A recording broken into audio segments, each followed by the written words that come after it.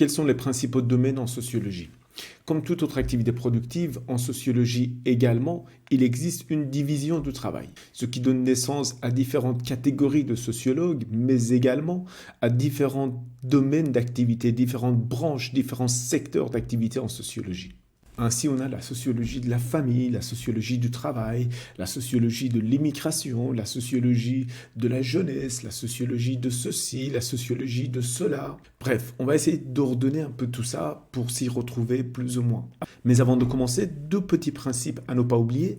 Premièrement, ces classifications sont bien évidemment artificielles. Le réel n'attend pas ces classifications pour aller se caser dans un de ces secteurs d'activité. Ainsi, quand vous faites de la sociologie de la famille, vous devez vous intéresser également aux médias, au travail et que sais-je encore.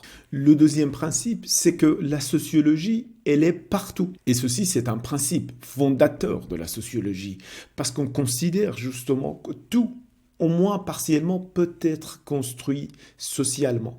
Tout, dans une certaine mesure, est une construction sociale. Ainsi, on pourrait faire la sociologie des mathématiques, pour voir dans quelle mesure les connaissances mathématiques sont modelées, sont construites socialement en fonction des circonstances sociales. Vous voyez que la sociologie, elle ne se gêne pas, elle est partout, elle pénètre partout. Enfin, c'est dans sa vocation. Lors d'une dispute entre A et B, A accuse B, excusez-moi l'expression, de sociologue de mon cul. B répond à A, oui, la sociologie peut tout à fait s'intéresser à la question de Q, mais pas uniquement de ton cul. Elle s'intéresserait dans un premier temps à cette prénotion pour voir dans quelle mesure cette prénotion renvoie à des représentations collectives différentes en fonction, par exemple, des catégories socio-professionnelles, en fonction du genre, en fonction de l'âge. Comment cette prénotion est employée à des différentes fins et comment son instrumentalisation sémantique varie en fonction des différentes catégories sociales. Ou bien plutôt dans une variante d'une sociologie objectiviste, elle s'intéresserait aux pratiques de ce Q. Comment les différentes catégories d'individus protègent, couvrent, mettent en exergue cette partie du corps, et cela en rapport, en comparaison avec les autres parties du corps. Et ainsi, la sociologie du Q s'inscrit dans une sociologie du corps. Mesdames, Messieurs, bien évidemment, c'est un exemple provocateur, mais avec l'exemple de la sociologie des mathématiques, entre autres, il sert à illustrer le fait que la sociologie peut s'intéresser à tout. Quant aux différents secteurs d'activité en sociologie, vous avez effectivement une première classification qui consiste à identifier les différents domaines d'activité sociologique par institution. Ainsi, on a la sociologie de la famille, sociologie du travail, sociologie des médias, des religions, etc., etc. À côté de la sociologie par institution, vous avez également des sociologies par thématique. Des thématiques pour lesquelles on ne peut pas identifier véritablement une institution au sens sociologique du terme. Sociologie de l'immigration, sociologie du conflit, sociologie des pratiques culturelles, sociologie de ceci et de cela. Vous avez également des sociologies par catégorie sociale, par des groupes cibles. Ainsi, on fait de la sociologie de la jeunesse, sociologie des musulmans, sociologie des catégories d'individus, n'est-ce pas, qui sont identifiables. Et à l'intérieur de ces groupes cibles, on pourrait observer toute une série de comportements génériques sociologiquement, mais également, de manière plus spécifique, observer un certain nombre de pratiques. Vous avez également des catégories de sociologie par approche, par méthode d'observation privilégiée, par école de pensée.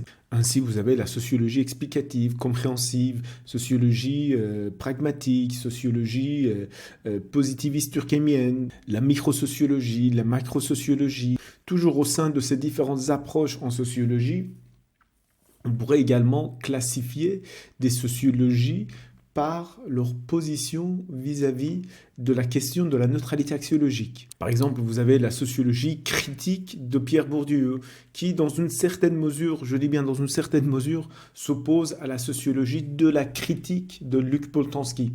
Bien qu'en apparence, il existe une divergence au niveau des méthodes d'observation et des méthodes d'analyse, néanmoins, ces deux sociologies partagent la même finalité, à savoir l'émancipation des dominés.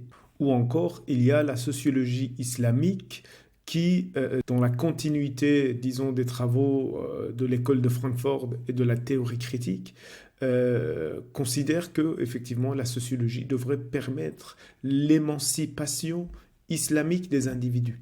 De l'autre côté, il y a la sociologie de l'islam qui se veut effectivement plutôt attachée aux valeurs de la neutralité axiologique. Ou encore, vous avez l'opposition entre la sociologie de la critique, de l'émancipation, d'accord, qui étudie effectivement les valeurs des individus, n'est-ce pas, leur sens critique, leur justification, et qui les prend au sérieux, mais qui est au service de l'émancipation de ces individus. Et de l'autre côté, vous avez la sociologie des valeurs de Nathalie Hennig, par exemple, plutôt attachée aux valeurs de la neutralité axiologique. Donc, parfois, vous entendez des appellations différentes avec quelques jeux de mots et que vous vous dites qu'est-ce que cela signifie.